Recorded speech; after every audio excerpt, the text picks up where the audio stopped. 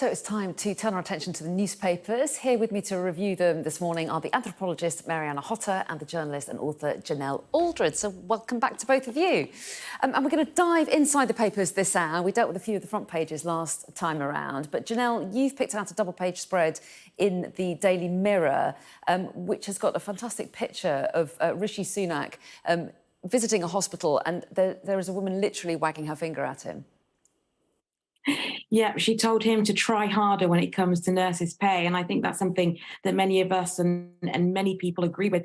79% of people believe there are not enough nurses to deliver safe NHS care. And that's something that we should all be concerned about. Now, the service was on its knees before COVID, but the Tories have been in power for over a decade now. So this deep austerity that they love, mainly because I think a lot of them don't feel the pinch, I think it has put the NHS in a really, really tricky situation. And so pay up PM is the phrase, really, because in March, the MPs, with wailing and gnashing of teeth, will take their annual pay rise. And they had a pay rise last year, and it's set by an independent standards authority, which is funded by the Treasury, and their budget's approved by the Speaker of the House. So the tail's wagging the dog. So I think before we get to next March, the next financial year, I think people in the NHS really want to see what are the government going to be doing for nurses' pay, and that will be set against what they do for themselves next year. It's a really tricky one, this one, Marianne, isn't it? Because I'm sure a lot of people will be hugely grateful for the care they always receive when they go to the NHS, but particularly during COVID and being such a tough time. And yet the government is going to have demands from every sector, isn't it, for increases in wages at a time when budgets are just so tight, and we've heard so much about tough decisions being needed. Yeah, you're right. I mean, we don't have a magic money tree. Fundamentally, I think growth has to be the basis of our future prosperity. But fundamentally, I agree with Janelle. Austerity is a political decision. One of the things that really struck me when the kind of commentary around Liz Truss and Kwasi Kwarteng's failed mini budget came out was that these were described as unfunded cuts. Well, they weren't unfunded in as much as they were going to borrow to fund them. And you could have the conversation around whether they were making the right kinds of tax cuts, certainly. But there's a certain point at which, that kind of old adage about you save up so you can spend it when the rainy day comes. Well, if there were a rainy day, it's absolutely monsoon season now, isn't it? We're in the midst of an energy crisis.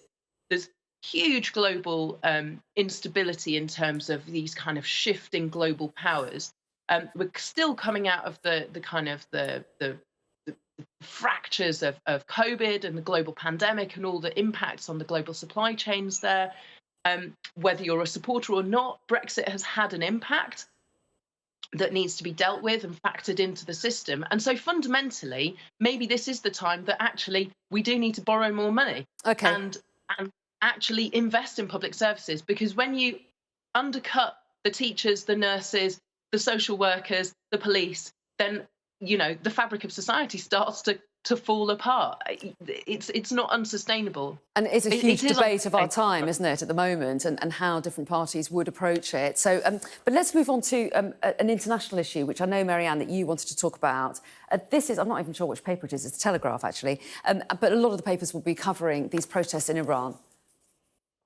Well, that's the interesting thing. Not that many papers are, and you do have to burrow deep into the inside pages to find reporting about these protests that are now right across Iran and have been going on for 43 days since the death of a young woman called Mahsa Amini, who was murdered by the morality police in Iran because she wasn't wearing her hijab, her headscarf, correctly.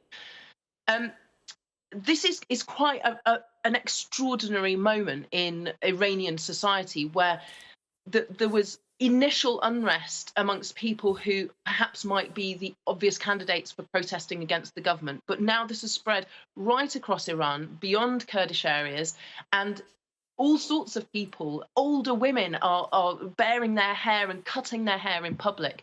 The report in the Telegraph today is that there's an increase in people walking up to clerics wearing turbans and knocking their religious headgear from their heads, which is a huge act of disrespect and would have been utterly, kind of appalling and terrifying in previous days. It's a huge act of courage and bravery to stand up against the government.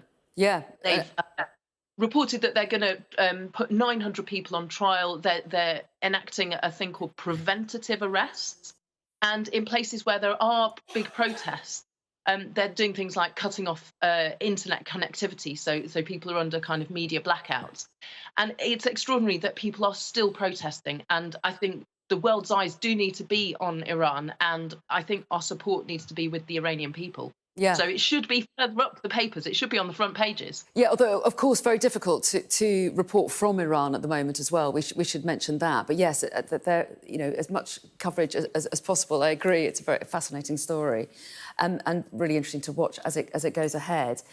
Let's move back to UK issues, Janelle, because you've picked out a story. I think it's the front page story actually in the Telegraph, and they pick up on it further inside as well.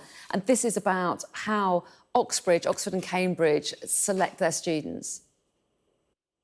Yeah, so they're using a different metric, so to speak. And what they want to do is they don't just want to look at the best grades, so to speak, but they also want to look at grades relative to students in their own context and how they perform against their peers. You could say they're looking for all-rounded students and a culture fit. But to some people, equality feels a bit like oppression. So some fee-paying schools are saying now the system is now biased against students that attend fee-paying schools.